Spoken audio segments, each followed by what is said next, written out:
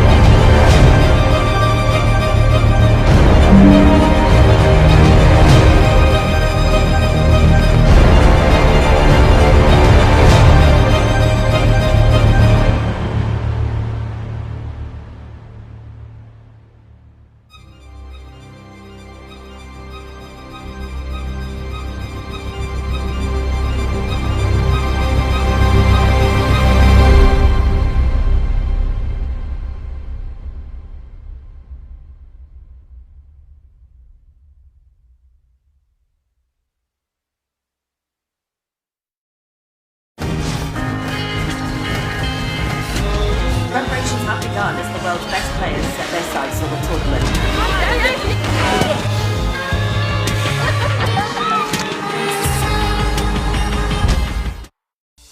Le Petit Marseillais ensoleille votre quotidien. En ce moment, profitez de nos offres en magasin.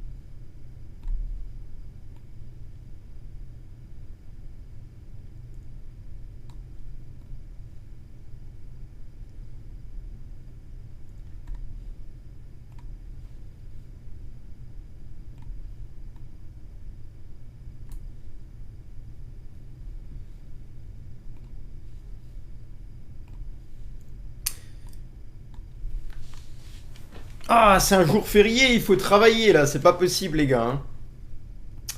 Bonjour à tous, en ce jour de 14 juillet, dans la quotidienne Peuple du Rhône. Nous sommes encore là malgré ce jour férié qui aurait pu être dédié à autre chose qu'au travail en continu d'animation. Peuple du Rhône, nous sommes heureux malgré tout de vous retrouver jour après jour, vous êtes là, merci à vous. Je tiens à m'excuser pour l'horaire qui est très tôt, mais qui va vous permettre de pouvoir nous suivre un morceau de la soirée, parce que peut-être que l'autre partie de la soirée, vous aurez autre chose de prévu. Je ne pense pas qu'en jour de fête nationale, l'affluence sera au rendez-vous. Vous serez sûrement nombreux à assister aux feux d'artifice de votre ville. Si ça n'a pas eu lieu hier, vous profiterez en famille ou entre amis, entre amoureux peut-être, je vous le souhaite. Merci à tous ceux qui ont liké et partagé l'émission. Merci pour vos messages attentionnés. Merci pour vos bonnes ondes. Le peuple du Rhône, c'est vous et nous sommes seulement là pour vous informer au quotidien. Tout ça, on le fait pour vous. Comme à notre habitude, on démarrera sur l'actualité lyonnaise, puis la fraîche Ligue 1 présentée par Greg, puis l'Europe Arena, pour savoir l'essentiel de l'actu sur le foot européen. Une courte libre antenne en fin d'émission, si vous voulez avoir la chance de vous exprimer, faites-nous signe et on reprendra 2 personnes en fin d'émission. Donc merci déjà à tous ceux qui ont liké et partagé un maximum. Merci aussi à ceux qui ont envoyé des cadeaux. J'ai vu qu'il y en a qui ont envoyé des cadeaux. Merci beaucoup. Merci aussi en ce jour-là particulier de nous suivre. Donc voilà, il y a des choses qu'on va voir ensemble. Alors ça n'a pas forcément été très mouvementé, mais il y a des choses qui vont être intéressantes. On va accueillir les animateurs qui sont avec nous ce soir, fidèles à l'émission. Donc on a Damien, Jojo également.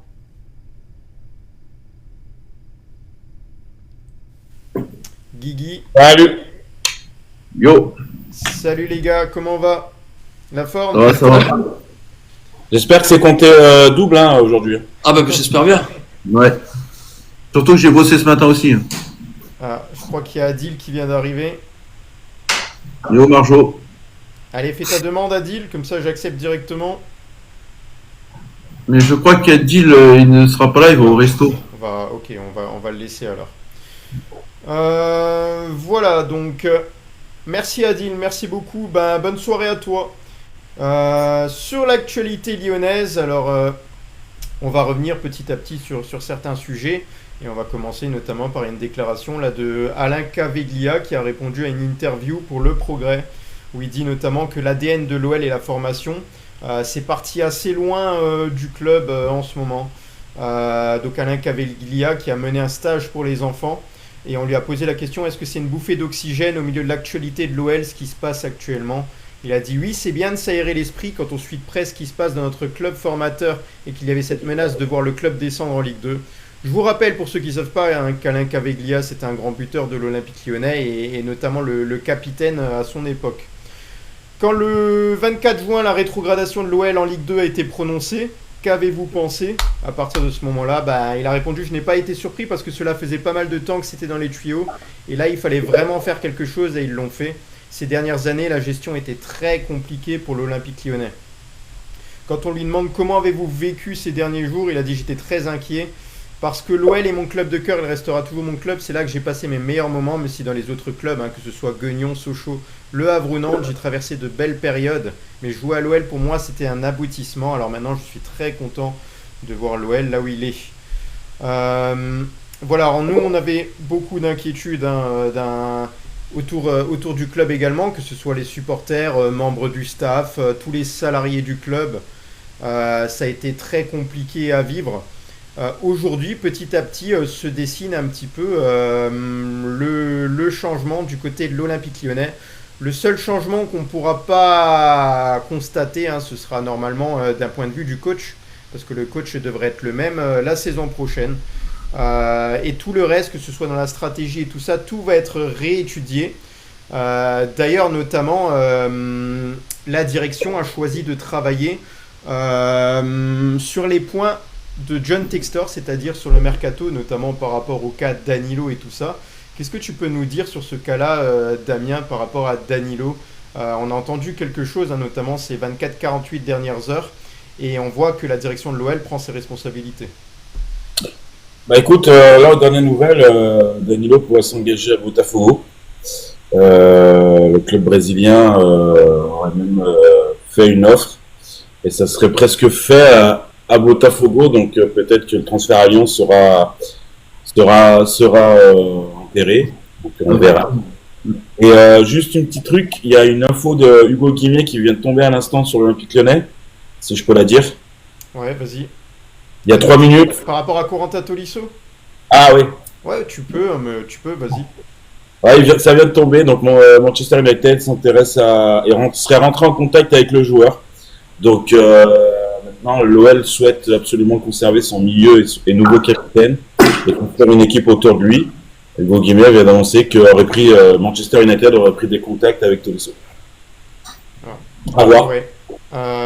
Sur ce cas-là, bon, c'est vrai que tu viens de l'évoquer, on l'a pas forcément évoqué au moment du mercato. Corentin Tolisso, courtisé par Manchester United, Jojo. Qu'est-ce que ça te fait quel avenir pour Corentin Tolisso? Est-ce que c'est le joueur à ne pas vendre du côté de l'OL?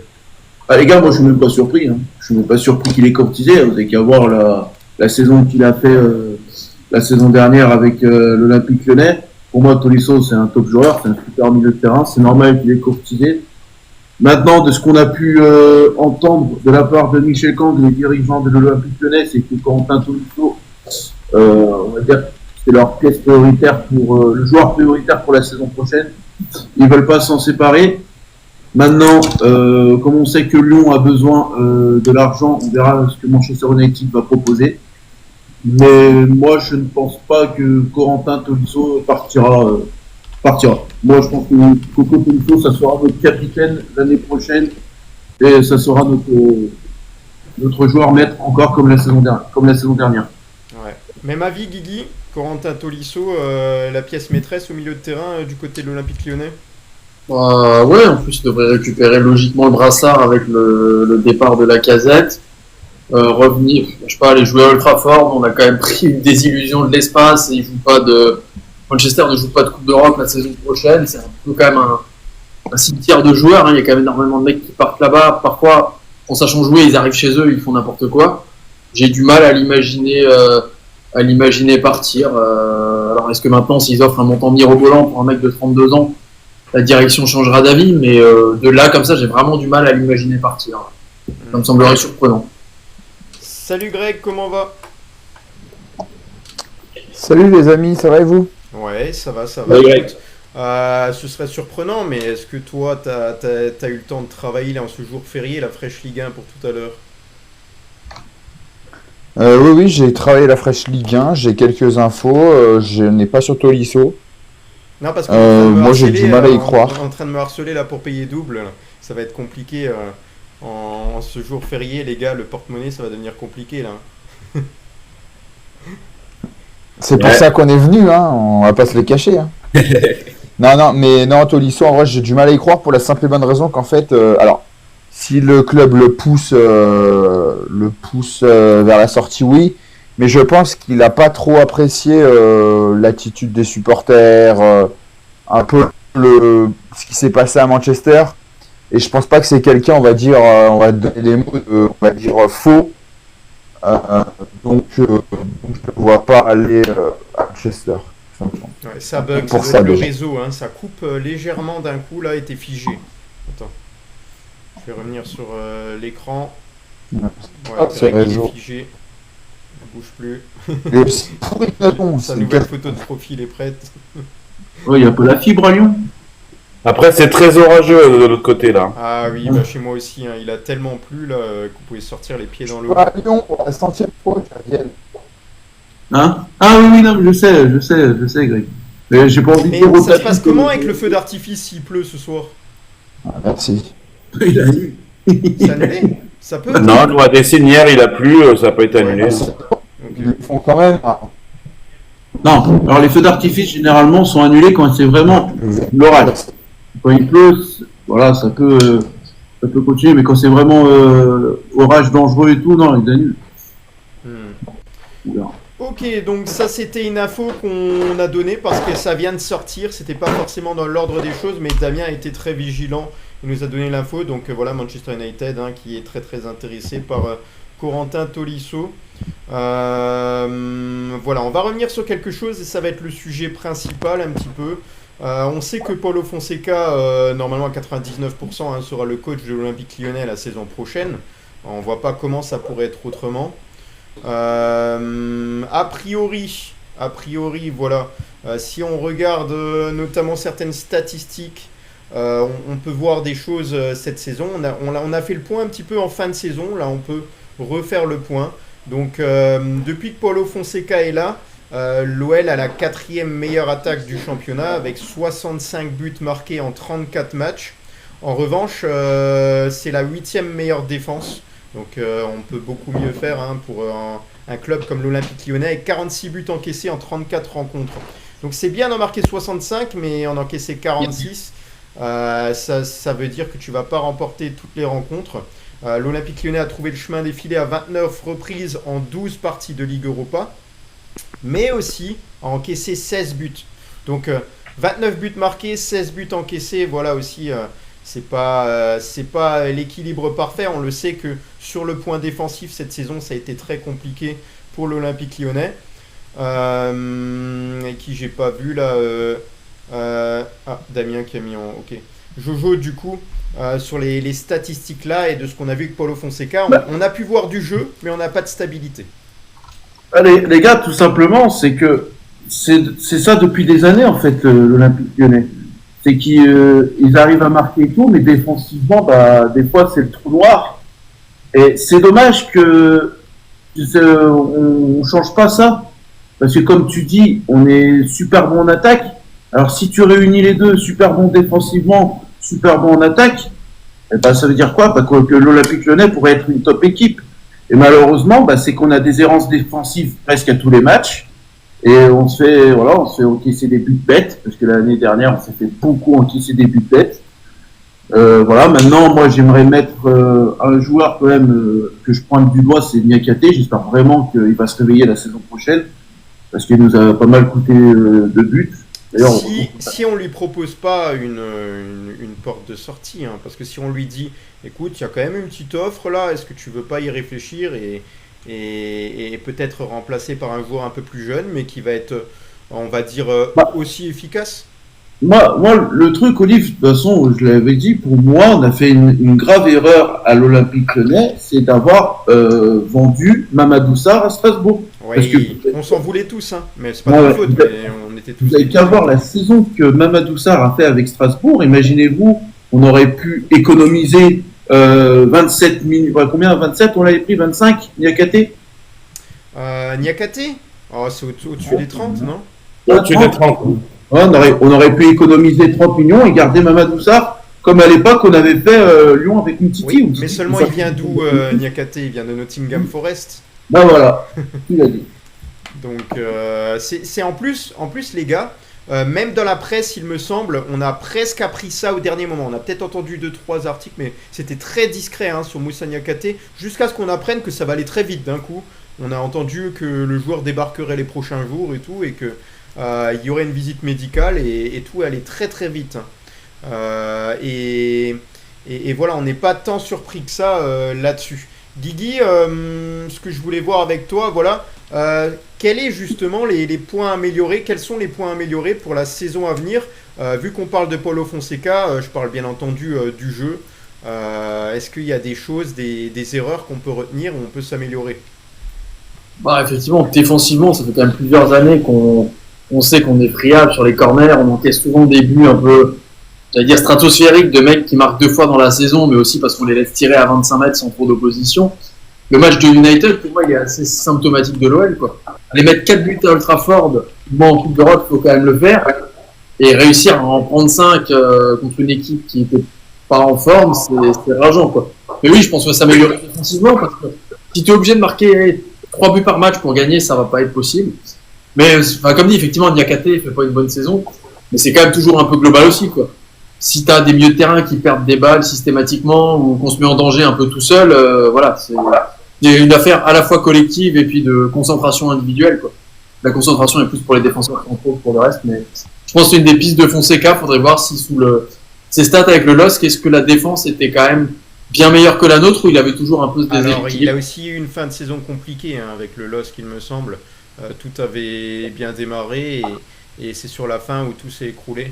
Voilà, c'est son style de jeu aussi que je trouve très offensif et parfois les équipes adverses en contre-attaque sont souvent en 1 contre 1 et peuvent vraiment provoquer l'adversaire et s'ils arrivent à passer une ligne, souvent c'est compliqué et tu vois toute l'équipe qui est obligée de courir et revenir et on fait beaucoup de courses dans le vide à chaque fois qu'on est déséquilibré, j'ai l'impression.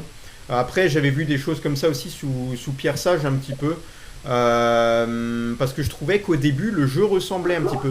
entre les deux coachs, mais je comprends pourquoi. C'est parce que Paulo Fonseca n'avait pas eu le temps encore de préparer ce qu'il voulait mettre en place, donc il a continué un petit peu sur la lancée de Pierre Sage, et après il a rajouté ce qu'il voulait mettre. Et c'est un jeu à risque, c'est un jeu, j'aime bien moi voir une équipe qui marque beaucoup de buts, mais c'est vrai qu'il faut une certaine efficacité, et attention d'un point de vue défensif, ce serait bien de se rassurer aussi, parce que nous au stade on est cardiaque, hein, Damien?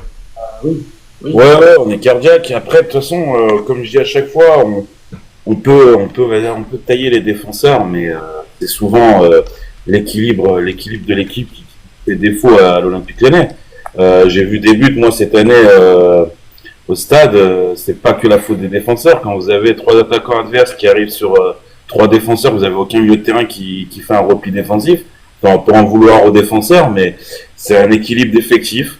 De jeu, et ces dernières années, comme a dit Guigui, on manque souvent de collectif. Alors il y a des matchs, on a l'impression qu'on retrouve une vraie équipe, et puis quand on passe complètement au travers, ben, ça se voit et on perd le match, bêtement.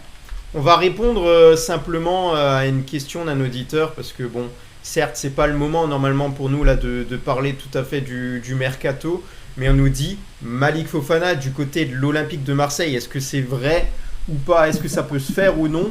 Je vais simplement te répondre, est-ce que l'Olympique de Marseille peut sortir une enveloppe entre 50 et 60 millions pour un joueur? Ça, c'est la question. En sachant qu'aujourd'hui, il y a le papa de Pexao qui est à Marseille. Ouais. Donc bon. Et puis en sachant qu'aujourd'hui, je crois que l'Olympique Lyonnais a dit comme quoi qu'il ne voudrait plus faire affaire pour Malik Fofana à l'OM.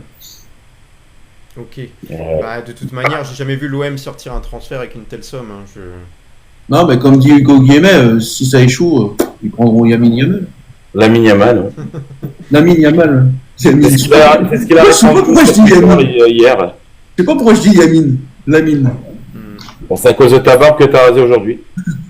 Oh.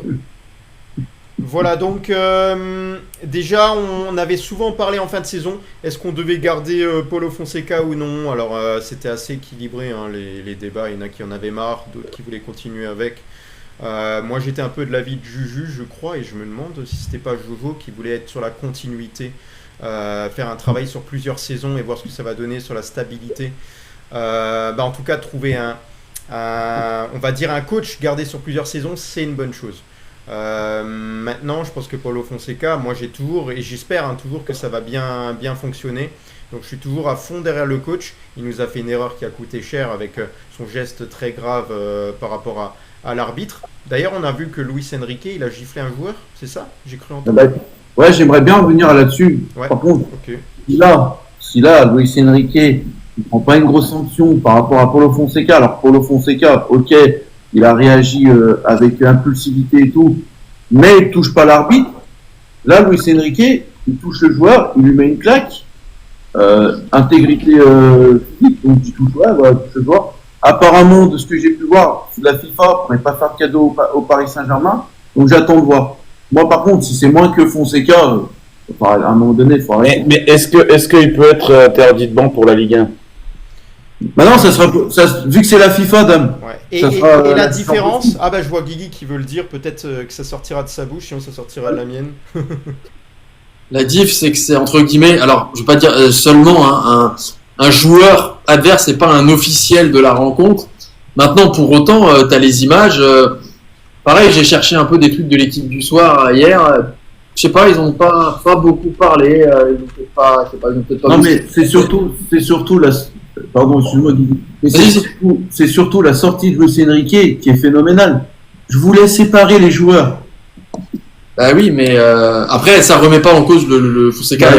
Non, mais c'est une excuse. Mais effectivement, vu que c'est la. Tu vois, Fonseca, il a pris que cher en Ligue 1 et il a le droit de coacher en Europa League. De la même manière, j'imagine si Luis Enrique a une sanction, elle s'appliquera pour la Super Coupe d'Europe contre Tottenham et peut-être les 3 premiers matchs de poule. Mais je pense pas qu'il fasse plus que 3 ou 5 matchs. Et après, la différence aussi, c'est que ça n'a rien à voir, c'est que Fonseca, c'était pendant le match. Là, c'est après le match. Donc forcément, la sanction sera pas du tout la même. Ouais, mais bon, il touche quand même le joueur, Greg. Exact. Oui, non, mais je dis Il aura une sanction. Mais il y a un supporter lyonnais qui nous dit en commentaire. Après le match, c'est totalement différent. Il y a un supporter parisien, c'est Gilles, qui nous dit en commentaire, les amis, cherchez bien les images. Le premier à pousser Luis Enrique, c'est João Pedro. Cherchez bien. Ouais, mais après il y a toujours des. Oui, non, mais on s'en fiche, c'est pas la question. Mais de toute façon, il y aura rien parce que déjà c'est le PSG et l'amende elle sera énorme, ils vont la payer. Et surtout, c'est après le match. En fait, c'est comme si c'est. Donc c'est pas pareil, là c'est voilà. Mais bon, de toute façon il y aura rien, faut pas rêver. Fonseca s'en est pris au corps arbitral quoi quelque part. Hein. Il s'en est pris à des représentants de l'autorité sur le terrain quoi. Surtout donc en plein match. C'est un geste qui compte. Ils ont voulu faire une sanction exemplaire. Pour moi c'est toujours ultra exagéré par rapport à ce qui peut se passer dans d'autres championnats. Je pense que la sanction doit être sévère, mais à ce point-là c'était quand même. C'était chaud. Il a pris vraiment tout le monde. Même la politique s'en est mêlée, en rajoutait des tonnes et des tonnes, et ça a été toute une histoire et tout un cauchemar. Il a été pris pour exemple en fait. Voilà, donc ça on a vu. On le sait que cette saison, en tout cas en avant-saison, l'OL va affronter différentes équipes. Il y a des matchs amicaux et le premier ce sera face au FC Villefranche-Beaujolais. Donc ce sera le samedi 19 juillet à Dessines. On le sait, il y aura 4 matchs amicaux qui vont se suivre. Donc le 19 juillet à 10h30 face à Villefranche. Ça peut être surprenant comme heure. Hein. Molenbeek le 23 à 10h30 également. Hambourg le 26 à 15h. Et après ça, l'OL s'envolera vers l'Autriche pour un stage de préparation où ils affronteront Majorque le 30 juillet à 17h30. Voilà, donc on en a pas fait beaucoup hein, des matchs amicaux à 10h30. Hein. Il y a Hambourg aussi, non, t'as oublié. Vous êtes sûr de vous là, 10h30 les matchs? Ouais, Greg, j'ai vu aussi. Oui, c'est 10h30, ouais. Peut-être la chaleur. Peut-être la canicule et tout ça, je sais pas, ils se sont dit on va mettre ça au matin. Parce que je crois que la semaine prochaine, le week-end prochain, ils annoncent des 34-35 sur Lyon. Donc. Ouais. On nous dit également en commentaire, et ils ont raison, que déjà le premier match amicaux sera à huis clos. Quelque chose que apprécie Paulo Fonseca, ça n'a pas plu à tout le monde. On avait des réactions, on avait déjà réagi là-dessus. Donc concernant Villefranche, donc on le sait, donc il y a un nouveau coach, c'est Fabien Pugeot, c'est ça, qui est arrivé à Villefranche. Ils ont obtenu la saison la dernière du coup le maintien en National 1. Il y a une fin de championnat ratée. Avec, il me semble, 5 matchs nuls et 3 défaites lors des 8 dernières rencontres. Ils ont terminé à la 15e place avec un petit point de plus que la Berrichonne de Châteauroux, reléguée en National 2 avec la 16e position sur 17 en tout. Et il y a un joueur que notamment le site Olympique et Lyonnais qui met en valeur, c'est le joueur, l'ailier gauche Adama Diakité. Il a inscrit 7 buts et délivré 4 passes décisives en 27 titularisations. Voilà, donc on peut parler de derby ou pas, parce que c'est quand même des clubs partenaires. Là c'est plutôt un match amical, ça va être courant été, je sais pas, d'ailleurs oui en plus ça joue à huis clos. Ça va pas vraiment ressembler à un derby, hein, même si c'est deux villes qui sont séparées de 26 km seulement et qui sont partenaires depuis 2018. Ouais, mais rappelez-vous aussi le premier match amical de l'année dernière, c'était Chasseux-Dessines. On avait gagné, je crois, 7 ou 8-0, je me rappelle plus. Après, ça se fait beaucoup, les premiers matchs comme ça, c'est une mise en jambe. C'est aussi peut-être pour aussi tester les jeunes joueurs. Enfin, voilà, c'est pour une mise en jambe. Le premier match amical, pour moi, il n'est pas très intéressant. Et pour information, Maxime Gonalon est devenu le conseiller du président, hein, Philippe Terrier, depuis mai 2025. Donc voilà, c'est tout récent. Et du coup, l'OL qui va le croiser à nouveau. Ce ne sera pas la première fois que l'OL affrontera le FC Villefranche. Il y a eu un match le samedi 17 juillet 2021 où les Lyonnais avaient affronté les Caladois. C'est alors la deuxième rencontre de l'OL à ce moment-là et victoire de l'OL 2-0 avec des buts d'Islam Slimani et Sinali Diomandé. Donc ça remonte un petit peu. Ça fait rêver. Ouais. T'as dit quoi? Ça fait rêver. Voilà, donc les matchs amicaux, je sais pas, Jojo, ça va être compliqué de s'entraîner sur les matchs amicaux, sachant qu'on va utiliser beaucoup de jeunes joueurs, se repérer. 10h30 du matin, est-ce que on sera pas forcément en congé, voilà. On va pas. Non, moi franchement, le match on pourrait s'entraîner parce que je crois qu'on en a pas parlé. Apparemment, Lyon il pourrait affronter Al Nasser. Pour moi, ça serait peut-être le dernier match de préparation. Donc si aux 10 derniers matchs de préparation, peut-être les joueurs qui vont peut-être démarrer le 15 août en Ligue 1. Donc voilà, bah, on verra, de toute façon, on en parlera. Mais franchement, j'ai hâte. Ça risque de... Franchement, voilà, j'ai hâte. Voilà, donc sur les matchs amicaux, on a fait le point. On a autre chose à voir, on va parler un petit peu là de Claudio Cassapa, parce que Cassapa, on sait qu'il avait assuré un nouvel intérim sur le banc de Botafogo. Excusez-moi, je vais faire un petit réglage, voilà. Claudio Cassapa qui a passé la main à Davide Ancelotti sur le banc brésilien. L'ancien adjoint de l'OL a toujours été au service du club Carioca. Donc il était adjoint de Renato Paiva, là, le dernier entraîneur. Mais on le sait que John Textor, il n'a pas, on va dire, apprécié l'élimination contre Palmeiras et qui s'est séparé du coach pendant ce temps-là. Donc Botafogo qui a repris avec un match amical contre Vasco de Gama. Non, c'est pas un match amical, c'est un match de championnat. Non, c'est pas possible. Il précise pas. Si, match de championnat. C'est un match de championnat. Au Brésil, ça joue, hein. Ouais. Il y a le championnat au Brésil. Là. Ils ont un calendrier très différent du nôtre. Claudio Cassapa a assuré l'intérim pendant les 2 semaines d'entraînement entre le mondial et le championnat. Et c'est Davide Ancelotti, donc le fils de Carlo, qui a pris les rênes pour cette victoire 2-0. Et Cassapa s'est exprimé par rapport au fait qu'il est régulièrement là du côté de Botafogo et qu'à chaque fois il fait de l'intérim, puis finalement il est remplacé par un entraîneur. Il a dit: je savais déjà en arrivant que mon rôle serait d'être l'assistant du club. Pour moi, cela a été donc naturel, une transition normale. J'ai fait mon travail, j'ai transmis à Davide Ancelotti toutes les informations nécessaires pour qu'il puisse disposer de toutes les données pour mettre la meilleure équipe sur le terrain. Voilà, donc Cassapa qui accepte ces missions-là. Il n'a pas l'air malheureux, Cassapa, du côté du Brésil. Ça fait plusieurs fois qu'il accepte cette mission-là. Après, son employeur, c'est John Textor, et je pense qu'il y a une bonne relation quand même entre les deux hommes. Oui, et puis c'est son pays aussi, donc... Ouais. Il est supporter de Botafogo, Cassapa ? Je crois pas, non. Non, je pense que c'est le fonctionnel, lui. Non, mais au Brésil, je sais plus... Aucune idée, hein. Je sais plus. Mais pour info, Botafogo, ils sont 6e pour l'instant au Brésil. Ah. Ouais. Concernant les anciens joueurs, on a Balouli qui est bloqué en Ukraine, là, le grand espoir de l'OL Academy. Pour ceux qui se souviennent, sans club depuis 18 mois, le joueur offensif espère toujours trouver un nouveau challenge.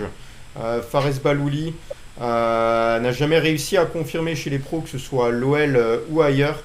Il est parti en Ukraine en 2021, il a pu rejouer, mais la guerre est venue s'en mêler. Ces derniers mois étaient très compliqués pour les Lyonnais. Il a dit: ça fait 1 an et demi que je n'ai pas joué, j'ai eu un problème avec mon dernier club qui était en Ukraine au moment où je voulais le quitter. Il m'avait fait une fausse résiliation de contrat quand j'ai voulu signer dans un autre club. J'ai été bloqué. C'est une déclaration pour Foot Mercato. Ils ne m'ont pas répondu pendant tout le mercato. J'ai ensuite commencé une bataille juridique avec mon club. Je suis parti devant la FIFA, ils me devaient de l'argent. Mais comme c'est un club ukrainien, avec la guerre, cela a duré très longtemps. Mais bon, maintenant c'est terminé. Donc Fares Balouli, il a 30 ans actuellement. Et il désespère pas de trouver un nouveau club, que ce soit en France ou à l'étranger. Il a dit: je veux un projet où je peux m'épanouir. Le football, ça m'a trop manqué. J'ai vraiment envie de jouer et m'épanouir. Je cherche un club qui me redonne une chance, qui va me faire évoluer, me donner du temps de jeu dans un contexte sain. J'aimerais réellement rester dans les circuits pro car je sais que j'ai les qualités pour. Je me suis préparé pour ça. Il a dit: il faudra convaincre les clubs et se détacher de l'image qu'ils peuvent avoir de lui, du fait qu'il n'a pas beaucoup joué. Il a dit: je sais que c'est compliqué. Voilà pour Fares Balouli. Alors moi, franchement, j'avais pas trop suivi ce qu'il avait fait, mais il y avait beaucoup de supporters lyonnais qui l'aimaient bien et qui pensaient qu'à un moment donné, il allait montrer de belles choses. Vous avez quelle image de Fares Balouli ? Aucune. Ouais, je ne me rappelle plus, les gars, mais... Je me rappelle. Un éternel espoir, mais bien un talent monstrueux, mais un éternel espoir. Ouais. Il y en a eu beaucoup comme ça, hein. À l'époque, il y avait eu des Yanis Taffer, enfin, on en avait, hein. Des Belladj aussi, tu te rappelles de Belladj aussi ? Ouais, mais Belladj, il vient pas de l'OL. Ouais, mais il a joué quand même à l'OL, mais on l'a pas vu. Ouais.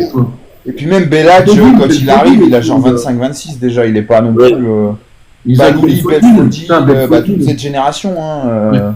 C'est vraiment une génération gâchée, quoi, tout simplement. Marvin Martin dans d'autres clubs, pas à l'OL, mais voilà, enfin, il y en a plein. Hein. Mais je crois, Faris Balouli, son dernier club qu'il a joué, c'est avant de partir en Ukraine, c'était Lille, il me semble, en France. Il a été à Lille, ouais. Ouais, il a été à Lille. Et en Ukraine, il était au Metalist Kharkov, je crois. Ouais. On a une autre info, donc Jeffrey Adélaïde, à l'Héraclès Almelo, libre après la résiliation de son contrat avec la Salernitana. Jeffrey Adélaïde doit signer 2 ans aux Pays-Bas avec l'Héraclès Almelo, donc à 27 ans, il va connaître un nouveau championnat. Il doit signer un contrat de 2 ans après avoir passé sa visite médicale. Il est libre après avoir résilié son contrat avec la Salernitana en Série B où il a évolué, où il a pu jouer 13 matchs et marquer un seul but. Donc voilà, Jeffrey Adélaïde sur sa carrière, on est loin de ce à quoi on pouvait s'attendre il y a des années, notamment lorsqu'il avait rejoint l'Olympique Lyonnais. Ouais. Sa blessure, pour moi, ça a mis. On l'avait payé cher en plus, Jojo, il me semble. Combien on l'avait payé À Angers, je crois dans les. C'est les bonus qui étaient chers, il me semble. De 25 peut-être. Ouais, 25 et 6, je sais plus. 25 millions. Mais pour moi, ce qui a gâché la carrière de René Adélaïde à l'OL, c'est 2 blessures consécutives ligaments croisés, quoi. Arrêtez de me comparer à Adil parce que j'ai du mal à prononcer ce soir. J'ai des petits. Je suis pas encore en vacances, mais on va pas tarder à y aller. On va mettre les lunettes, on va partir en vacances. Allez, on va continuer l'émission, les gars. Ah, excellent. Ouais, Matrix. Olivier, pour information, il y a l'équipe qui vient de sortir un article sur Corentin Tolisso et Manchester United. Ouais, t'as des infos complémentaires. Le joueur serait attiré par le projet mancunien, mais ne forcera pas son départ. Voilà. Ok. Voilà, donc merci pour l'info et on a encore autre chose à voir ensemble sur ce qui est notamment des anciens joueurs et je vais vous afficher la petite photo. Donc on a normalement voilà des nouvelles de Mariano Diaz. Ah, j'allais le dire. Ouais, Mariano Diaz qui a été mis à l'essai à l'Aves après 1 an sans jouer. Il a 31 ans actuellement, il est passé par l'OL, on le sait, 2017 à 2018, il a été mis à l'essai cette fois-ci là par Alaves en Liga après 1 an sans jouer, c'est quand même fou. Il est proche de retrouver un projet là, Alaves 15e du championnat. Annoncé que l'ex-buteur de l'OL, auteur de 18 buts en Ligue 1, s'entraînerait avec le groupe basque à partir de ce lundi après-midi et qu'il faisait partie de l'équipe première lors de la pré-saison du club. Le dernier match du joueur, là, il date quand même, ça date de mars 2025. Il avait évolué, il avait joué une rencontre face à la République dominicaine, victoire 2-0. Contre le Porto Rico, donc c'est un joueur dominicain, je suis mal exprimé. Il n'a pas été retenu pour la Gold Cup cet été avec son pays, et voilà, il en manque de rythme. Donc sa dernière saison pleine remonte à son passage à Lyon, 34 matchs en Ligue 1, il y a maintenant 8 ans. Que le temps passe vite, les gars. Ouais. Moi, je m'en bats toujours les doigts de l'avoir redonné au Real. Bah, ils avaient une option c'est ça, on l'avait. Ils ont voulu le racheter. C'est plutôt une erreur aussi de Mariano Diaz parce qu'il a voulu quand même essayer de s'imposer au Real Madrid. Ouais. Enfin, ça lui manquait de respect. À cette époque-là, le Real, ils avaient devant des monstres. Donc, il a fait tirer le banc, quoi, au Real. Oui, et puis il serait resté à Lyon, il aurait pu encore mieux. Enfin, bon, après, c'est les choix des joueurs. Mais il a fait une sacrée saison avec Lyon, quand même. Ah oui. C'était un mort de faim. J'adorais, moi, Mariano. Même s'il y avait 5-0 qui marquait le 5e but, t'as l'impression qu'il allait arracher le poteau de corner. Ouais, Guigui, le profil de Mariano Diaz, qu'est-ce que tu en retiens du fait qu'il est passé à l'Olympique Lyonnais? On sait qu'il y a eu, par moments quand même, où ça a été un peu plus compliqué, mais même lié au comportement, alors que pendant un moment, il était quand même assez efficace du côté de l'Olympique Lyonnais. Qu'est-ce que tu en as pensé, toi? C'était vraiment un mec très très attiré par le but, capable de tirer entre guillemets de n'importe où, il pensait vraiment qu'à scorer. De mémoire, il avait une belle détente sèche, le bonhomme, donc je pense qu'on ne concentrait pas assez, puisqu'il avait quand même un très très bon jeu de tête. Et au final, il n'avait pas beaucoup joué avant d'arriver chez nous. Il vient chez nous, il fait quand même une superbe saison. Et derrière, il repart au Real. Donc, honnêtement, il débarque, on savait pas trop à quoi s'attendre. Il met 18 buts en Ligue 1. Mais le passage chez nous, en tout cas statistiquement, il a été plutôt très très réussi, je trouve, pour un attaquant dont on n'attendait pas forcément grand-chose au départ quand il arrive. Vous vous rappelez son premier but? C'était contre quelle équipe? Strasbourg à domicile, non? Joueur à domicile, ouais. Bonne réponse. Une petite frappe des 20 mètres. Ouais, exactement, ouais. Et le but aussi qu'il avait mis de loin contre Monaco aussi. Non, mais il a mis. Ouais, il en a mis des buts. Lui, il n'hésitait pas à tirer. Ouais, mais en fait, moi j'aimais bien ça sur ce joueur-là, c'est qu'il se posait pas de questions. Il se posait pas de questions. Il avait le ballon. Par excellence. Ça passe ou ça casse. C'est ça. Ouais. Autre chose, les gars, on va parler là des vainqueurs, notamment de la Coupe du Monde des clubs, parce que Malo Gusto et Mamadou Sarr, un ancien joueur de l'OL, l'ont remporté. Alors l'un a joué, l'autre n'a pas joué. Malo Gusto, voilà, lui il a ajouté la Coupe du Monde des clubs à son palmarès. Il était titulaire là contre le PSG et Mamadou Sarr lui est resté sur le banc. Donc en pleine Coupe du Monde, Malo Gusto d'ailleurs qui s'est félicité du maintien de l'OL en Ligue 1, qui s'est exprimé sur le sujet. Donc il a été vainqueur déjà de la Conference League, c'est ça, il y a quelques semaines, Malo Gusto. Et là, le match face au PSG, c'est une victoire 3-0. Paraît qu'il a bien joué, il était titulaire sur le côté droit de la défense et ouais, il a été à son avantage. Mamadou Sarr, lui qui est resté sur le banc, voilà, malgré tout, il remporte aussi la compétition. Mais il n'a pas joué. Qui c'est qui a regardé le match là? Ouais, j'ai regardé pendant le feu d'artifice, le temps qu'il se fasse tirer. Ouais. Donc, Ça a regardé un peu le match aussi. Paris, franchement, Paris méconnaissable, faut dire ce qu'il est. Paris méconnaissable. Chelsea, ils ont trouvé la faille du Paris Saint-Germain, c'est-à-dire la contre-attaque. Ils ont super bien contre-attaqué. Maintenant, il y a un joueur de Chelsea qui était sur une autre planète, c'est Cole Palmer. Il a été énorme hier. Tout ce qu'il a fait, nickel. Après, moi, j'aimerais rajouter quand même une chose positive quand même sur un joueur, c'est Malo Gusto. Depuis qu'il est sorti, depuis qu'il a été transféré de Lyon à Chelsea, Malo Gusto, je trouve qu'il a progressé. D'ailleurs, il est en équipe de France, c'est pas pour rien. Et Malo Gusto, hier, je suis désolé pour les Parisiens, mais je trouve qu'il a mangé Nuno Mendes sur son côté.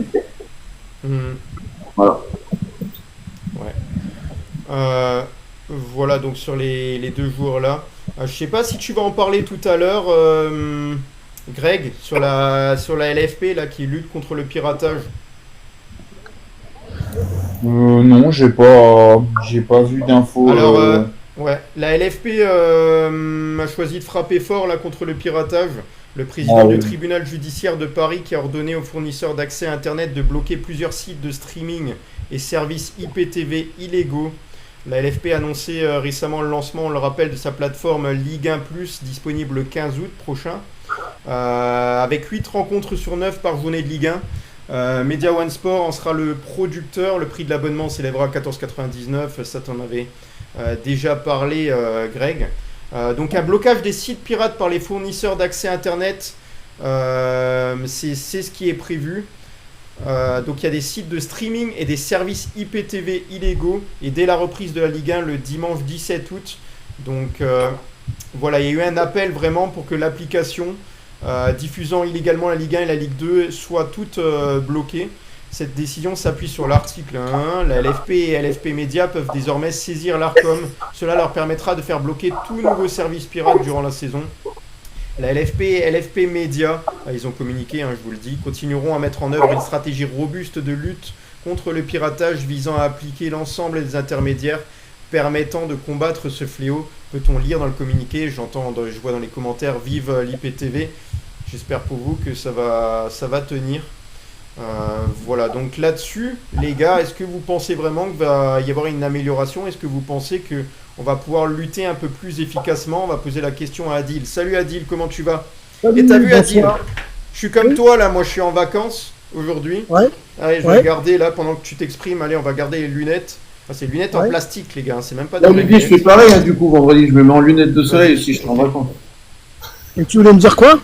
Ouais, t'as pas écouté? Oh là là, mais ça va plus, toi, ces derniers Moi, jours. j'étais en train de manger. Non, j'étais en train de manger, Y a désolé. rien qui va, hein. Non, j'étais en train de manger. Je parlais de l'IPTV, qu'est-ce que t'en penses déjà là? Ah oui. De l'IPTV. Ah oui, Est-ce non, que toi non. t'as l'IPTV à la maison? Comme ça on peut, Non, non, on non, peut je l'ai dénoncer pas. ça. Non, je l'ai pas. Je l'ai pas, et bon, franchement, 14,90 € pour voir de la Ligue 1, c'est pas excessif. Ok. Et du coup là, le fait que le gouvernement et les différentes structures là, luttent contre l'IPTV, mettent des mesures en place, est-ce que tu penses que c'est une bonne chose? On sait que les gens regardent beaucoup le pouvoir d'achat. Là, le prix d'abonnement va être moins cher, donc ça devrait... Oh, ça tue les yeux hein, dans le lunettes. Ah bon? Le soleil? Ouais, il y a beaucoup de soleil chez moi là. Ah, bah ouais, bah, je suis désolé. Attends, si je me tourne dans l'autre sens, je vais vous donner la merde. Allez. Ah, Oui, non, ça va mieux? les lunettes alors. Ah, je sais pas comment me mettre. Hein. Attends, je vais m'asseoir là. Allez. Peut-être que ça sera mieux. Non, non, pour l'IPTV, bon, franchement, 14,90 €, je crois que c'est pour 2 abonnements. C'est pas excessif. Hein. Non, c'est très bien, c'est très bien. Ah oui, On parlait excessif. surtout de la lutte contre le piratage. Bah, et... Bah, la lutte, comme c'est des sites étrangers, je sais pas s'ils vont arriver à faire quelque chose. Mais c'est surtout, les gars, c'est surtout pour moi, c'est pas excessif pour la simple et bonne raison, c'est que la LFP, ils ont mis une offre 14,90 pour 2 utilisateurs. Donc, Ah oui. si vous faites les calculs, la chaîne, elle revient à 7 € si vous partagez avec un ami ou un proche. Et si tu as, Pour moi, franchement, c'est pas cher. Alors, si tu as un enfant de moins de 20 ans, c'est encore moins cher. C'est Ouais, 9,90 €. 9,99 pour les moins de 26 ans. Et ça, là, c'est qu'un abonnement. 2 abonnements sur la même adresse IP, donc dans le même logement. Quelqu'un a écrit en commentaire. Oh, je n'avais pas encore entendu ça. Ah bah les gars, Taverneau a précisé les gars, dans je son vais pas interview donner la semaine dernière. Je vais pas donner l'astuce hein, pour éviter que vous chopez VPN, hein, les gars. Vous mettez le VPN sur le téléphone et puis voilà. Voilà. C'est ça que tu voulais dire, Guigui? Ouais, c'est ce que le patron de LFP Média, l'ancien des Girons Bordeaux notamment, a précisé, c'est que c'était pour le même foyer. Alors, je trouve ça... Enfin, toi, tu regardes ensemble, l'idée c'était de partager à 2 avec quelqu'un qui n'habite pas avec toi. Enfin, je pense que c'est ce que tout le monde s'est dit au départ. Alors, est-ce qu'ils vont changer leur réflexion s'ils voient qu'en août, les abonnements démarrent pas assez fort? On peut l'espérer, mais... À mon avis, ça va faire un peu comme, entre guillemets, entre MyCanal. Hein. MyCanal, c'est un peu ça. Hein. Non, mais après, moi, je trouve que le prix est correct. Faut pas oublier Ouais, moi aussi, les moi, dernières franchement. à la même époque, à quel prix c'était.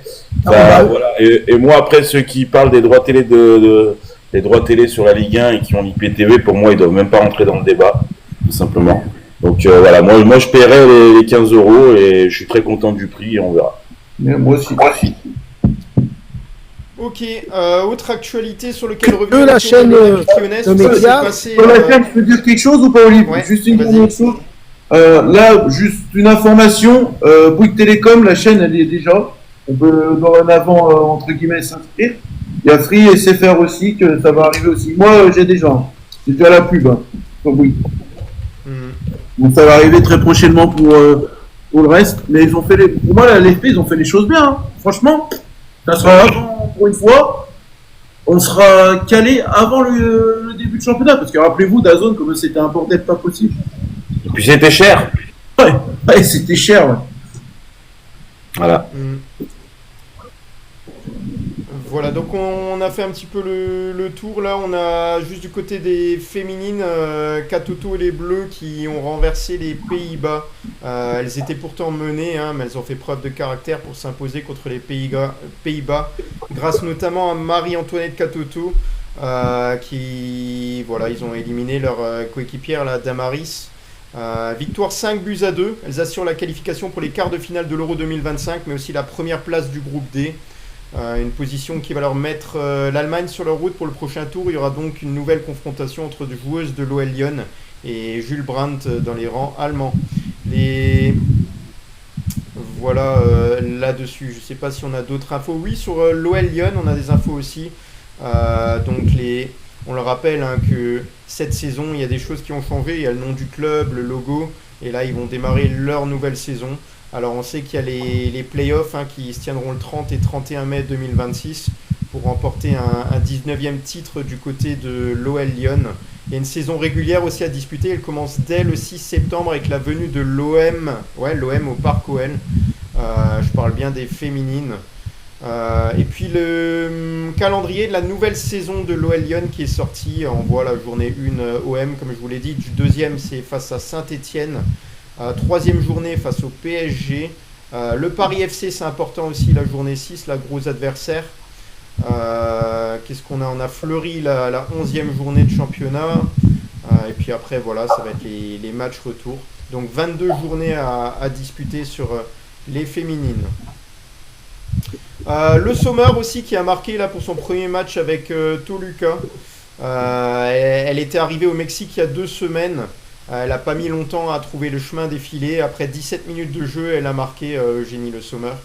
Donc on le sait, hein, elle était à la recherche d'un nouveau défi parce qu'elle n'a pas été prolongée du côté de l'Olympique Lyonnais. Elle a retrouvé ses anciennes coéquipières Amandine Henry et Shanice Van den Sanden. Je ne sais pas si c'est ça la prononciation. C'est un peu compliqué aujourd'hui, je me sens comme Adil. Mais aussi Patrice Lair et Romain Segui, anciens membres des staffs lyonnais. Voilà, sur la première journée, donc c'est une victoire, il me semble, si j'arrive à voir ça. 2-0. 2-0. Je le vois pas, je le trouve plus. Bon, eh bien, j'ai un petit problème là avec mon logiciel ce soir, ça m'aide pas vraiment. Voilà sur l'OL féminin. Est-ce qu'on a autre chose à voir ensemble, les gars? Sinon, on va passer à la fraîche Ligue 1. Non, bah après, si on peut en venir vite fait sur le match féminin déjà. Sur le match féminin, quoi? Si on peut revenir vite fait sur le match féminin d'équipe de France. Je l'ai pas regardé, malheureusement. Qui a regardé le match féminin?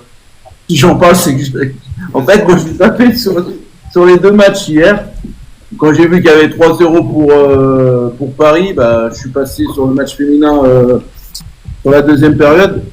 Pays-Bas, ils gagnaient 2-1 à la mi-temps. Pour moi, l'entraîneur, alors je sais plus le nom de l'entraîneur, pour moi, l'entraîneur, il fait du très très bon boulot avec l'équipe féminin. Je trouve que c'est du meilleur boulot qu'à l'époque de Corinne Diacre. Franchement, non. Franchement, top. Delphine Cascarino, les gars, c'est toujours la même. Hein. Voilà. Elle a mis une patate pleine lucarne hier, magnifique. Maintenant, pour moi, je pense qu'ils sont capables d'aller au bout. Parce que pour moi, déjà, battre l'Angleterre dès le premier match, déjà, c'est pas une mince affaire. Ils l'ont fait. Maintenant, voilà, on sait que l'Allemagne, c'est notre bête noire. On verra comment ça va se passer. Mais pour moi, les Françaises, elles sont capables d'aller au bout parce que, franchement, il y a des bonnes joueuses, talentueuses. Bon, Baltimore aussi, que je trouve aussi très, très, très bonne. Les favorites, c'est l'Espagne. Oui, mais oui, je sais bien, mais bon, elle peut aller au bout. En finale, j'ai pas dit. À chaque fois, avec l'équipe de France féminine, à chaque fois, on dit elles peuvent, et au final, on est toujours oui. Mais là, la phase de groupe, franchement, si elle joue comme ça jusqu'au bout, voilà. Le nouvel entraîneur, il est plus calme que l'ancien.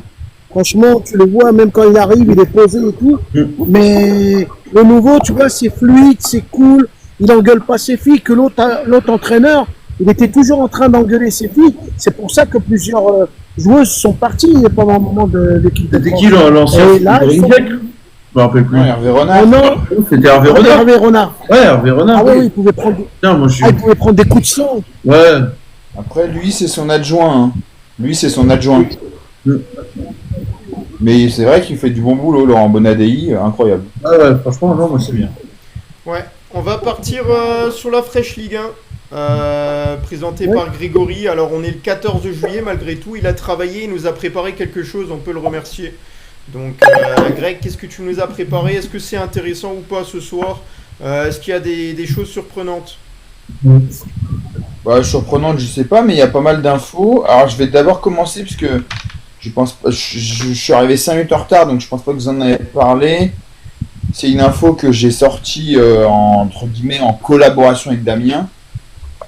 Sur les réseaux, en fait, donc l'OL, donc le joueur de Manchester City, que l'OL voulait en prêt, en fait, serait, alors, on met des entre guillemets, on parle au conditionnel, l'OL serait intéressé par le jeune Norvégien Sverre Nipan. Voilà, donc c'est un jeune milieu central norvégien qui donc va signer à Manchester City, c'est pas encore fait, mais devrait signer à City. Et ensuite, l'OL voudrait que le récupérer en prêt. Voilà. Donc on verra, mais ce serait lui le joueur entre guillemets que l'OL pourrait récupérer.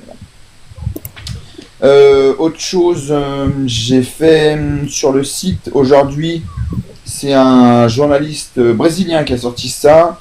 Adrielson qui était donc ciblé par le Adrielson, je sais pas comment il fait. Il arrive à attirer tous les clubs un petit peu borderline. Voilà, je sais pas comment il fait. C'est incroyable. Mais bon, peu importe. Il avait donc été ciblé par le CSKA Moscou. Le problème, c'est étant donné, vu entre guillemets, des histoires de guerre entre l'Ukraine, la Russie, les États-Unis qui soutiennent l'Ukraine, en fait, une entreprise américaine, en tout cas Eagle, ne peut pas négocier avec un club russe. C'est un peu la loi là-bas. Et donc en fait, le dossier tombe à l'eau. Donc Adrielson est toujours à l'OL et il est toujours en instance de départ parce que j'ai l'impression vraiment que l'OL n'en veut pas du tout. Il y a notamment le Japon, un club au Japon qui est dessus, et puis dans le golf également. Voilà. Et il y a aussi, forcément, alors je sais pas si c'est hasard du truc, mais il y a l'Olympiakos qui est détenu par Evangelos Marinakis, qui aussi est dessus. Voilà. Ça c'était pour les infos entre guillemets OL quoi. Maintenant, je passe à la Ligue 1 en général. Alors, on a parlé tout à l'heure de Igor Paixão. Donc, en fait, lui, il veut venir à Marseille. Il est OK. Feyenoord demande 40 millions depuis le début. Marseille, il tâtonne un petit peu. Le problème, c'est qu'en fait, Igor Paixão s'est blessé à l'entraînement vendredi et n'a pas pu... Alors, blessure diplomatique ou vraie blessure, on verra bien dans les jours à venir. Mais en tout cas, il se serait blessé à l'entraînement vendredi. Il n'a pas pu jouer le match amical avec le Feyenoord contre l'Union Saint-Gilloise. Et donc, ça pourrait faire capoter le deal parce qu'il en aurait pour plusieurs semaines de blessure, donc d'absence. Donc, ça ferait peut-être capoter le deal parce que l'OM veut un joueur frais et dispo, ce qui est tout à fait normal. Maintenant, on verra. La rumeur Fofana, comme par hasard, on verra ce qui se passera, mais en tout cas, lui, il veut venir à l'OM. Comme a dit Damien, son père, soi-disant, était en vacances entre Cassis et Marseille. Est-ce que c'est des vacances, on va dire, un peu obligées? Est-ce que c'est des vacances fait exprès? On verra bien. Voilà. Il y a une autre info, alors aussi sur l'OM. En fait, l'OM veut Timothy Weah, donc on en a parlé depuis plusieurs jours. Le truc, c'est qu'en fait, le prix demandé par la Juve de 15 millions est trop cher pour l'OM. Et ce qui se passe, c'est qu'en fait, étant donné qu'Igor Tudor est le coach de Marseille, il aimerait bien, je mets au conditionnel sur la presse italienne, récupérer Valentin Rongier. Donc en fait, ce qui se passerait, c'est que Valentin Rongier irait à la Juve, Weah à Marseille, Weah paierait une somme d'argent à l'OM, sauf que voilà, ce serait pas les 15 millions, ça ferait baisser le prix, quoi. Voilà. Donc on verra ce que c'est. On sait que Valentin Rongier est en instance de départ. Ça aussi, c'est une histoire un petit peu bizarre. C'est donc, on avait parlé de l'histoire Dunkerque-Nantes pour Luis Castro. Luis Castro est donc aujourd'hui à Nantes, donc coach de Nantes. Et en fait, Dunkerque avait recruté Gonçalo Feio, qui est pour remplacer Luis Castro. Sauf que patatras, 3 semaines après, donc aujourd'hui, Gonçalo Feio quitte le club pour raison personnelle. Voilà, donc Dunkerque se retrouve encore sans entraîneur. Voilà. Et aux dernières rumeurs, il y aurait Gaël Clichy, un ancien d'Arsenal et de l'équipe de France qui a quitté le staff de l'équipe de France Espoir, qui pourrait le remplacer. Voilà, il a ses diplômes, et lui, entre guillemets, il a besoin d'un club pour se faire la main. Voilà. Donc il pourrait signer à Dunkerque en Ligue 2. Voilà. Ensuite, le Havre, ça bouge au Havre. Donc Arthur Desmas s'en va, donc c'était le deuxième gardien du Havre. Le Havre en a profité pour recruter l'ancien gardien de Clermont, Moridio, qu'on connaît malheureusement tristement parce que c'était lui qui s'était pris un pétard face à Montpellier la saison dernière, je crois. Ils avaient arrêté le match. Donc Moridio, qui est un sénégalais, donc arrive au Havre donc de Clermont. Lionel Mpassi arrive de Rodez. Donc voici les deux nouveaux gardiens du Havre, Moridio et Lionel Mpassi. Ensuite, il y a Rennes qui a vendu Azor Matuziwa pour 11,5 millions d'euros hors bonus. Donc Matuziwa part à Ipswich en Championship.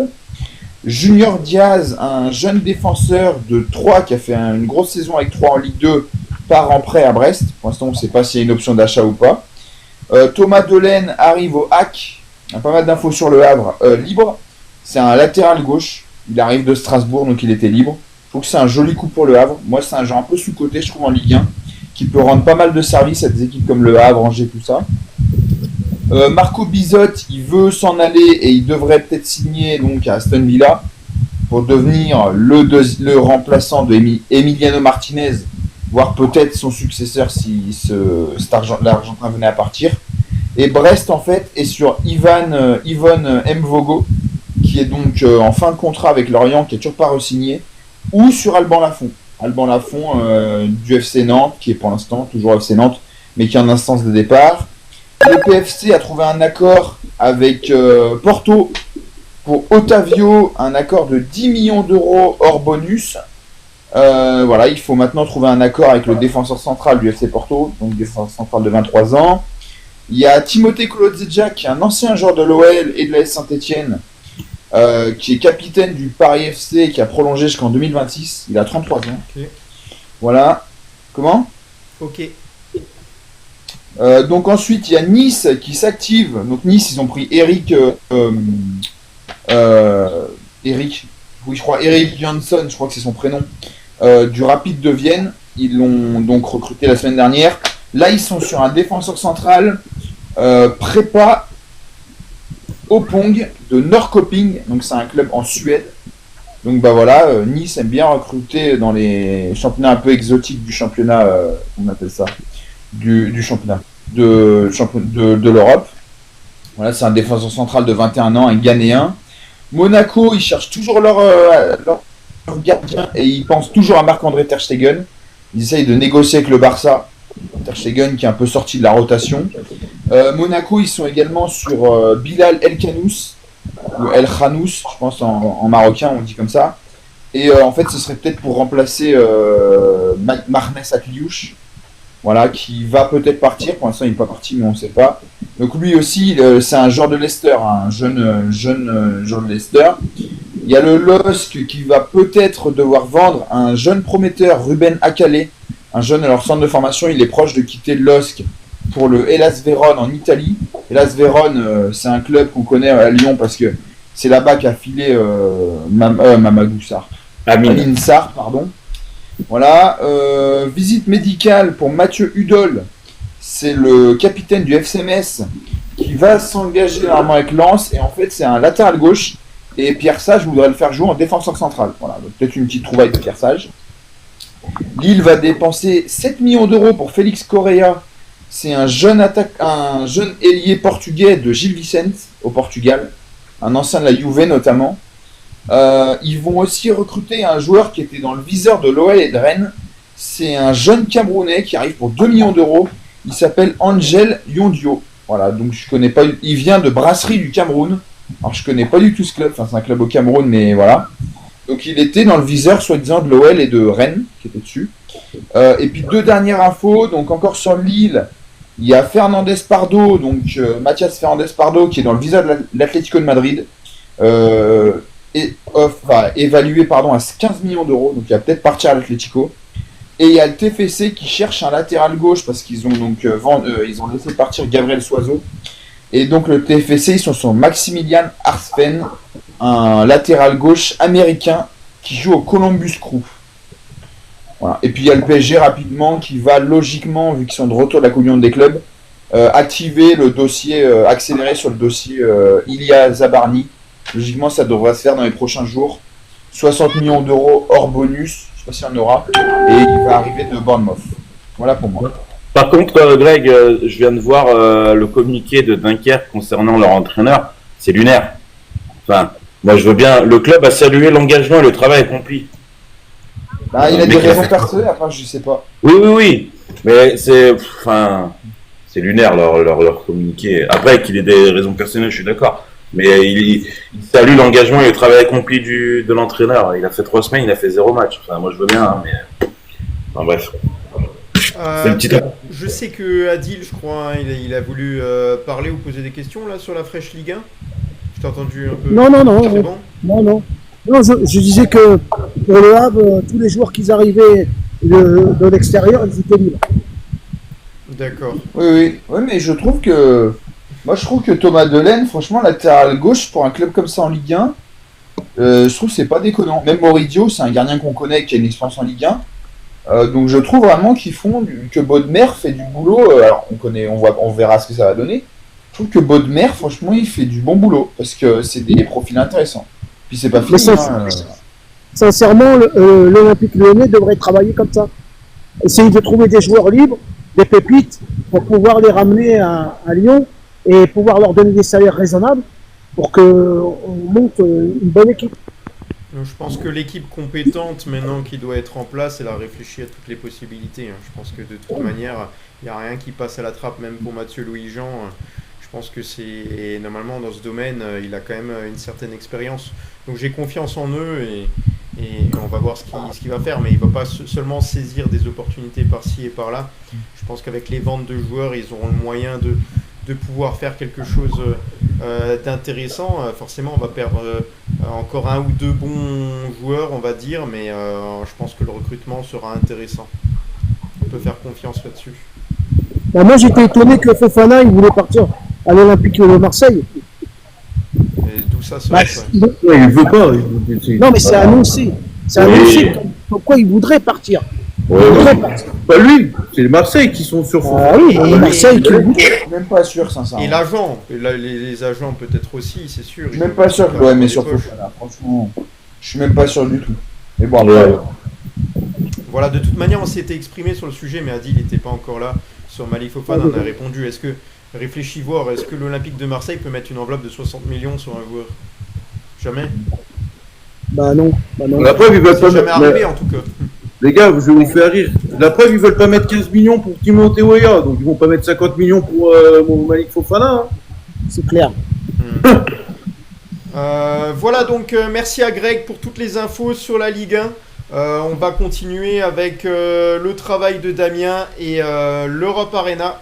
Comment c'était Damien aujourd'hui? Est-ce que c'était plutôt calme en ce jour de fête? Ah non, c'est pas calme en ce moment, ça bouge de partout.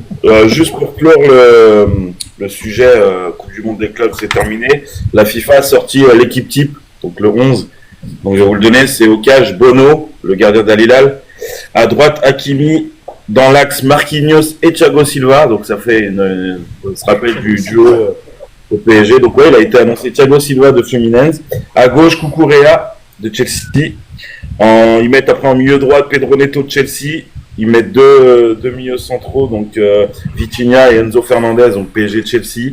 En ailier gauche, enfin ils mettent un milieu gauche, c'est Cole Palmer avec Chelsea. Et devant, ils mettent John Arias de Fluminense qui va signer en Europe. John Arias bientôt. Et la pépite du Real Madrid, c'est Goncalo Garcia là, qui a fait une bonne Coupe du Monde des clubs. Donc voilà le 11 type de la Coupe du Monde des clubs. Donc, voilà. Sinon, une petite affaire là du côté de Manchester United. Je sais pas si vous vous rappelez de ce joueur, Toine Zebe, après qui a signé à Aston Villa, un défenseur central, qui est formé à Manchester. Il vient de poursuivre son club formateur Manchester United en justice pour négligence liée aux conseils médicaux tout au long de son séjour chez les Red Devils. Donc voilà, il a porté plainte pour de mauvais conseils médicaux. Donc on verra ce que ça va donner par la suite du côté de Manchester. Ça a été annoncé aujourd'hui. Sinon, côté rumeur et transfert officiel, on a une rumeur, un ancien joueur de Lyon, Alassane Plea et de Nice. Après, c'est pas une rumeur, mais il a attendu demain pour sa visite médicale au PSV Eindhoven. Donc il devrait s'engager à Eindhoven. Voilà, Plea, je ne sais plus quel âge il a, il commence à avoir un petit âge, mais il a fait quand même une belle carrière du côté en Allemagne. Et en France, ça n'a pas été aussi mauvais. Une officialisation qui arrive aussi demain, donc c'est Malik Diouf du Slavia Prague, qui est un ailier. Il va s'engager à West Ham, donc ils ont trouvé un accord avec le club tchèque de 25 millions d'euros, bonus compris. Donc voilà, le joueur est attendu demain aussi pour sa visite médicale du côté de West Ham. On a l'Inter Miami, donc qu'ils ont annoncé qu'ils étaient confiants pour recruter Rodrigo de Paul, donc Atlético Madrid. Le joueur serait d'accord pour y rejoindre Messi. Et avec l'Atlético, ça pourrait se faire, donc on va attendre dans les prochains jours. Rodrigo de Paul qui pourrait rejoindre la MLS, donc on verra. Almada, écoutez, Atlético Madrid, j'en avais parlé depuis 3 mois que c'est un club qui était vachement intéressé. Almada serait déjà d'accord avec le club espagnol et l'accord est presque proche. Ce sera 40 millions d'euros. Donc on ne sait pas s'il y a des bonus ou autre, mais voilà, il se dit qu'Almada pourrait finalement rejoindre l'Atlético de Madrid dans les prochaines heures, dans les prochains jours. Affaire à suivre. J'en avais parlé depuis longtemps aussi, c'est Madueke, ça y est, il a passé sa liste médicale officielle, il rejoint Arsenal pour 60 millions d'euros. Donc il avait été acheté par Chelsea. Donc voilà. Modric aussi, j'en ai parlé, bon, on savait qu'il allait rejoindre le Milan. Ça a été officiel aujourd'hui, Modric est au Milan AC. Donc il va jouer au moins 1 an là-bas. Et après on verra s'il arrête sa carrière, on sait qu'il veut faire la Coupe du Monde avec la Croatie. Une petite rumeur, Liverpool discute pour Mateta. Donc Liverpool serait intéressé pour Mateta. Donc voilà, il recherche un attaquant, même si c'est triste à dire par rapport au décès de Diogo Jota. Donc voilà, il serait penché sur le cas Mateta, donc affaire à suivre. Bon, Danilo, j'en ai parlé, donc Botafogo qui serait proche peut-être d'enrouler le joueur de Nottingham. Donc on verra, affaire à suivre. Greg en avait parlé une fois que Marseille était intéressé par Ronny Bargi, le jeune ailier là, de Copenhague. Il s'est engagé officiellement aujourd'hui à Barcelone pour 2,5 millions d'euros. Pourtant, c'est considéré comme une pépite, mais il a énormément de blessures. Et par contre, il va débuter avec la réserve. Donc, il a accepté pour l'instant de jouer pour la réserve. Si c'est concluant, peut-être qu'il va vite rejoindre le club pro, enfin les joueurs pro, on verra. Ça vient d'être officialisé, donc ça aussi, c'était un dossier que j'en avais parlé depuis 1 mois et demi. C'est Alvaro Carreras, qui est la latéral gauche du Benfica. On se rappelle que le Real le voulait pour la Coupe du Monde des clubs, ça s'est pas fait. Enfin, Benfica l'avait notifié dans sa liste pour jouer, du coup le Real n'a pas pu l'acheter. Enfin bref, ça a été officialisé là il y a très peu de temps, donc 50 millions d'euros. Et je savais pas que Manchester United avait une clause de rachat à 30 millions d'euros, donc ils n'ont pas voulu suivre. Donc voilà, le joueur s'engage aujourd'hui avec le Real Madrid pour 50 millions d'euros. On verra ce que ça donne. Arsenal aussi là qui va recruter Mosquera, c'est un défenseur central il me semble de Valencia, donc ils ont trouvé un accord à 30 millions d'euros, le joueur est d'accord déjà pour rejoindre Londres, donc voilà, il a attendu aussi dans les prochaines heures pour signer son contrat, donc 30 millions d'euros, un autre transfert du côté d'Arsenal, et on va sûrement voir la fin du tunnel pour Gyökeres les gars, ça y est, normalement l'accord est conclu entre les deux clubs, 63,5 millions d'euros plus 10 millions d'euros de bonus. Gyökeres on sait qu'il est déjà d'accord avec Arsenal depuis longtemps, donc normalement il a attendu à Londres et ça devrait être la fin du feuilleton enfin, parce qu'il s'est pas rendu au stage de préparation avec le Sporting. Il va quand même être sanctionné par le club parce qu'il a quand même un contrat pour l'instant avec le Sporting, donc il sera sanctionné, mais il va bien rejoindre normalement Arsenal, tout est fait. Très gros transfert du côté d'Arsenal. Si la mayonnaise prend, je pense que Arsenal cette année peut avoir une très très très grosse équipe, et concernant Arteta, qui travaille bien, on verra. Une autre officialisation qu'il y a eu aujourd'hui, Hambourg, on va les rencontrer en match amical. Ils viennent de signer Youssouf Poulsen du Leipzig, donc un attaquant. Bon, il a commencé à avoir de l'âge, mais qui a fait une bonne carrière du côté de Leipzig. Donc voilà, il rejoint Hambourg. Le Barça tenterait le coup Nkunku. Donc on connaît la valeur marchande de Nkunku, hein, ça a été annoncé par Chelsea. Ils en veulent entre 35 et 40 millions d'euros. Donc ça reste quand même abordable pour certaines équipes. Nkunku, ça serait à tenter honnêtement pour un bon club qui a de l'argent, parce que c'est un bon joueur quand il est en forme. Nkunku, ça peut être très fort. Donc à voir où il signera. J'en avais parlé aussi la semaine dernière, Koksu là, de Benfica, qui s'est embrouillé avec son entraîneur pendant la Coupe du Monde des clubs. Ça y est, c'est officiel, donc il a été prêté à Beşiktaş, mais c'est un prêt avec obligation d'achat. Donc c'est 25 millions d'euros et il y a 5 millions d'euros de bonus. Donc voilà, c'est un prêt avec obligation d'achat, donc l'année prochaine, ils devront mettre les 25 millions d'euros. Un transfert aussi qui va être officiel, normalement demain, le joueur va passer une visite médicale à Naples. C'est Bekema, jeune défenseur central de Bologne. 30 millions d'euros plus 3 millions d'euros de bonus. Naples continue les achats. Aussi, ils vont avoir une sacrée équipe, je pense, cette année en Serie A. Et rappelez-vous de ce joueur, Archie Brown, je crois que c'était l'année dernière. L'OL était intéressé, latéral gauche de la Gantoise. Il vient de s'engager aujourd'hui avec Fenerbahçe. Donc voilà, 23 ans, Archie Brown qui a une belle cote et qui Milan aussi était intéressé.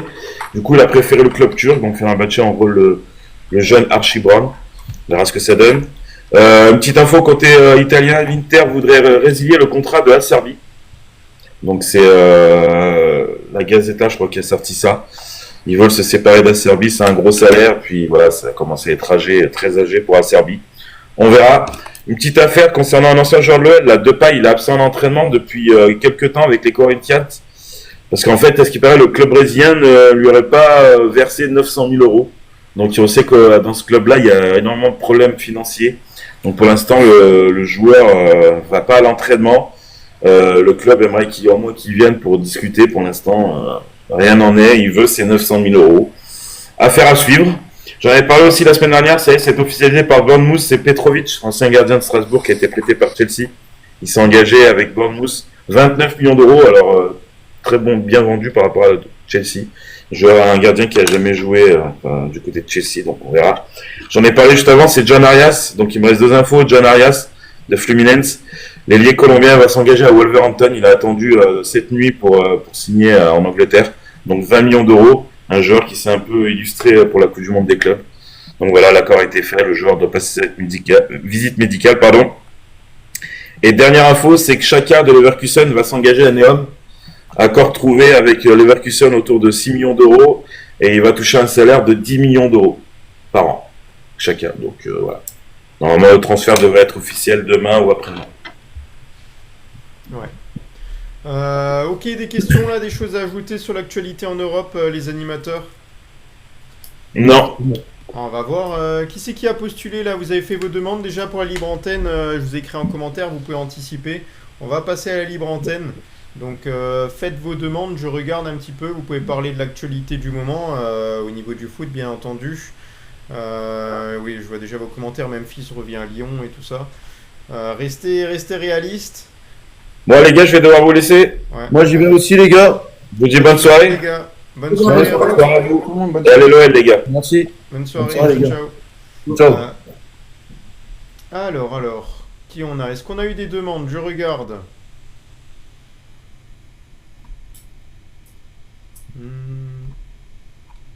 Ah, il n'y a personne qui veut monter s'exprimer?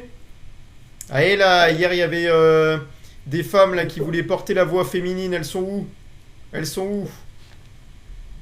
Ah, il y a Junior qui est là.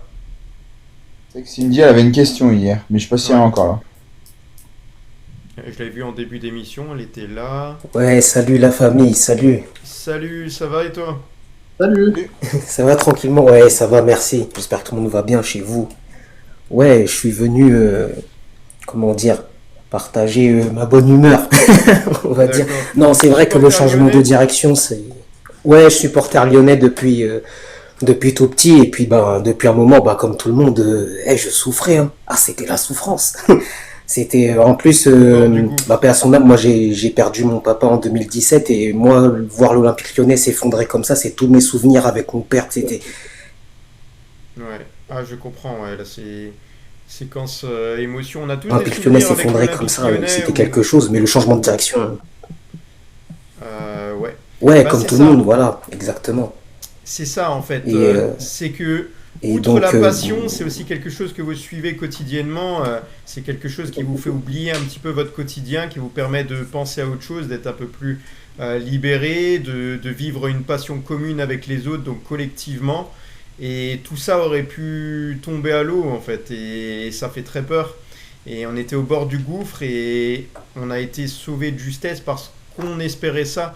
On espérait que ce soit Arès, que ce soit les actionnaires, que chacun bouge et que se mette autour d'une table et discute et essaye de sauver l'OL. On se demandait, Greg pouvait dire par exemple, qu'est-ce qu'ils ont à y gagner, à encore rajouter au pot commun, alors qu'ils ont déjà donné. Au final, on a eu beaucoup de chance parce que ouais, on a frôlé le pire. Tout le monde a fait les efforts. Ils ont fait des efforts supplémentaires. Alors forcément, ça aura aussi un coût pour l'OL.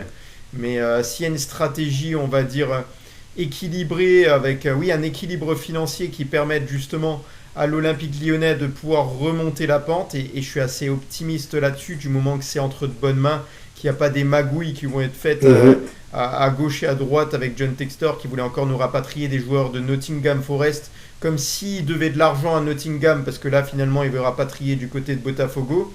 Voilà, là je vois Michel Kang qui est là.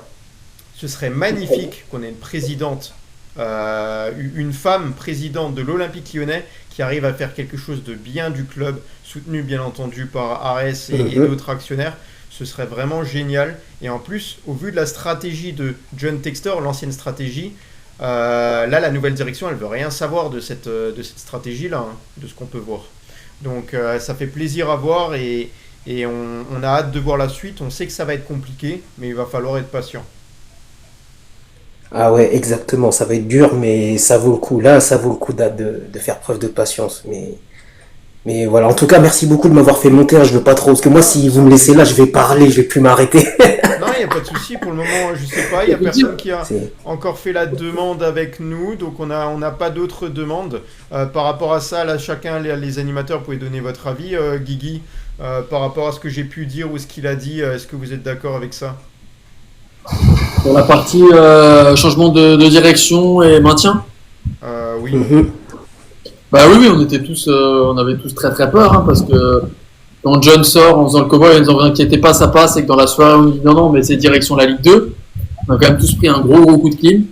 Et en une semaine, Michel Kang, Michael Garlinger, ils ont tous réussi à sortir une somme, apporter une somme assez énorme, hein, on parlait pas de 2-3 millions d'euros, c'est beaucoup plus. Donc non, on s'en sort bien sur cette partie-là. Maintenant, il faut réussir à restabiliser tout ça. Un modèle financier un peu plus contrôlé, on va dire, au niveau des dépenses notamment. Et ouais, on espère qu'elle va réussir. Ce serait symbolique aussi que l'OL, qui a beaucoup donné pour le foot féminin dès le départ, que ce soit une femme présidente qui arrive à restructurer l'Olympique Lyonnais, il y aurait un joli clin d'œil. Pour les femmes notamment qui découvrent le monde du football ou qui grandissent dans le monde du football, qui pratiquent le football, qui regardent le football à la télé, que ce soit seuls, avec leurs copains, leurs amis et tout ça, ils disent oui, mais regardez ce club-là, moi, ça me donne envie de le supporter. Imaginez un club qui réussit avec une femme à la tête. Je pense que dans l'histoire du football, ça n'a pas été souvent fait. Je vous avais fait tout l'historique des femmes qui étaient au pouvoir dans les clubs. Alors, elles n'avaient pas forcément le poste de présidente, mais elles avaient des postes à pouvoir et généralement, il y en a peu qui ont duré dans le temps et avec qui ça a fonctionné. Et beaucoup de supporters sont dubitatifs avec ça.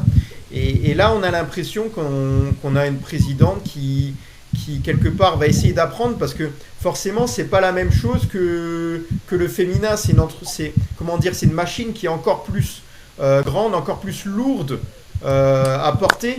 Alors économiquement déjà il faut réussir à soutenir ça. Je pense pas que c'est l'objectif qu'elle mette à chaque fois au pot pour les transferts ou pour autre chose. Je pense pas qu'elle va faire ça. Je pense qu'elle va juste équilibrer. Elle va faire en sorte que justement ça dure dans le temps et que ça devienne quelque chose à l'image de Jean-Michel Aulas qu'il avait rêvé de faire à l'époque, parce que Jean-Michel Aulas la conseille beaucoup. On va sûrement réutiliser la formation. On aura, je sais pas, 15-20% de joueurs qui seront issus de l'académie. On aura des joueurs compétents peut-être dans chaque ligne, un peu plus expérimentés. Et après, on aura aussi des jeunes joueurs. Mais il y a beaucoup d'équipes avec qui ça fonctionne très bien ce système-là. On voit le LOSC qui fonctionne bien comme ça. On a quelle autre équipe, par exemple, en Ligue 1 ou dans d'autres championnats avec des joueurs expérimentés, quelques-uns, et de très jeunes joueurs autour qui sont utilisés du centre de formation avec qui ça se passe bien. On a Dortmund. C'est pas pareil? Ouais, il me semble qu'il y avait Toulouse aussi, non? Ouais, Toulouse, à un moment donné, ça a fonctionné, mais par intermittence, hein, je crois. Ouais, quel autre club en Ligue 1, justement, Brest, les jeunes joueurs et y arrivent? On avait le LOSC,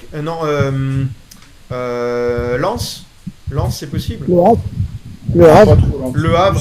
Le Havre, il lutte, hein, mais quand on voit ce que fait, comme il a dit, le travail de Mathieu Baudemer, franchement, chapeau, hein, avec les moyens qu'ils ont. Moi, je voudrais revenir sur le nombre de fois. Rennes, plutôt. Rennes, ouais. Quoique Rennes, ils ont choisi d'investir un peu plus lourdement. Mais là, je sais pas comment ça va se passer la saison prochaine pour eux, d'ailleurs. Bah, ils ont vendu tous leurs indésirables et maintenant ils vont mettre l'argent. Ok. Oui, Adil?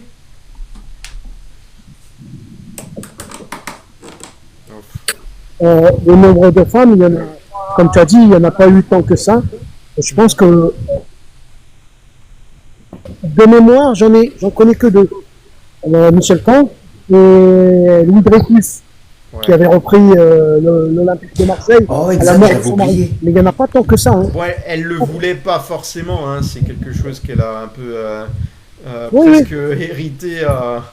Voilà, je pense que ce qu'elle voulait Elle a faire, repris c'est à la un moment suite de donné son mari, ouais. voilà, attirer des investisseurs et à un moment donné redonner la main parce que voilà, je comprends la situation hein, de l'OM à ce moment-là, mais voilà, Michelle Kang, je pense qu'elle est vraiment motivée. Alors certes, elle veut défendre le football féminin, que ce soit en France ou dans le monde. Elle a investi dans des structures, elle a investi dans le matériel, les équipements, les infrastructures, pardon, aux États-Unis notamment, et dans d'autres clubs féminins. Donc ce qu'elle fait pour le sport féminin, c'est énorme.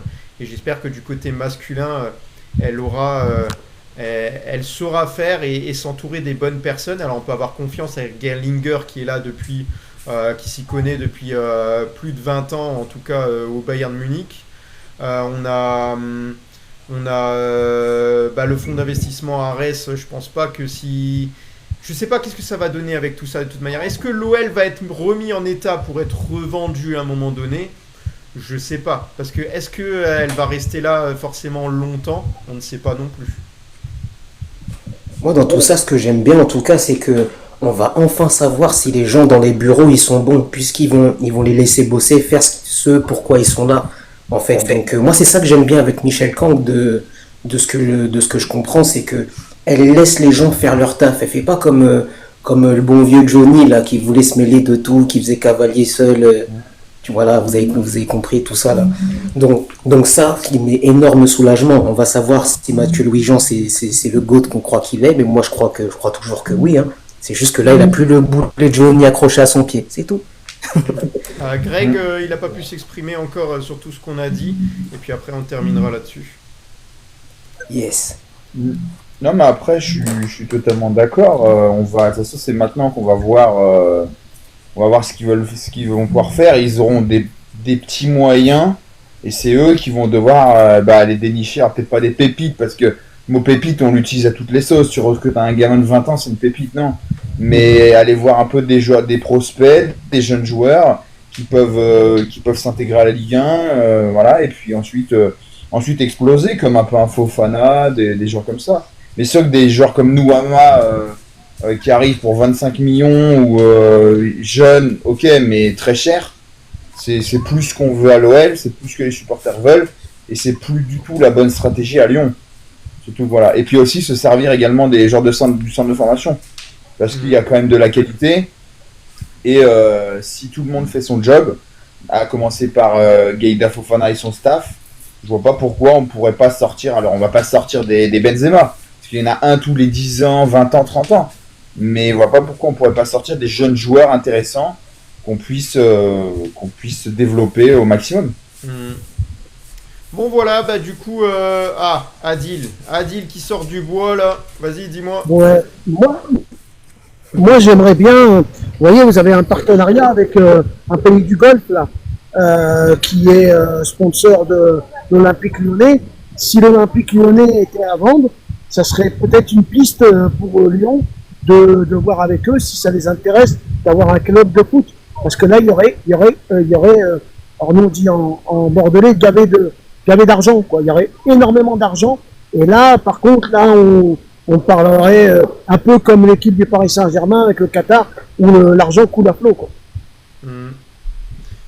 Ouais, ok, après c'est large hein, ce que tu dis là, c'est vrai, c'est très large, on sait pas, là on voit trop loin. Je pense que si un jour on entend parler, c'est que l'OL est à vendre. Hein. Je pense que là pour le moment, c'est pas du tout le cas. On veut juste rééquilibrer les comptes de l'OL, on veut mettre un équilibre financier et on va voir ce que ça va advenir les prochains jours. Il y aura une émission demain soir, les gars. On continuera demain soir. Alors normalement, ça devrait être 20h. Il n'y a pas de feu d'artifice là ce soir. Je pense que ce soir, on avait quand même du monde qui était là. Donc merci à tous ceux qui étaient là, hein, parce que je pense que là, vous allez sûrement partir en famille ou entre amis. Je vais regarder quand même le classement des meilleurs auditeurs. On a Marjolaine première avec 37 points, Flogone deuxième avec 20 points, troisième Mathieu avec 18 points 4e Art Lyon avec 17 points. Junior qui était 5e, là, qui est auditeur. Je te remercie pour avoir donné la parole également. Ouais. Lily 6e, Ours Polaire 7e. Et voilà, donc merci à tous les auditeurs présents ce soir. On se retrouve demain soir. L'entière rediffusion de ce live sera sur YouTube. Vous tapez simplement Peuple du Rhône. Et si vous avez loupé des morceaux, vous avez envie de réécouter, ou si vous avez loupé l'émission en intégralité, vous pouvez la réécouter. C'est vraiment pratique pour vous. Voilà, je vais vous souhaiter une bonne soirée de la part de toute l'équipe Peuple du Rhône. Salut tout le monde. Bonne soirée. Et à la prochaine. Ciao, ciao les gars. Merci beaucoup. Merci. À la prochaine, au plaisir. Ciao. À plus.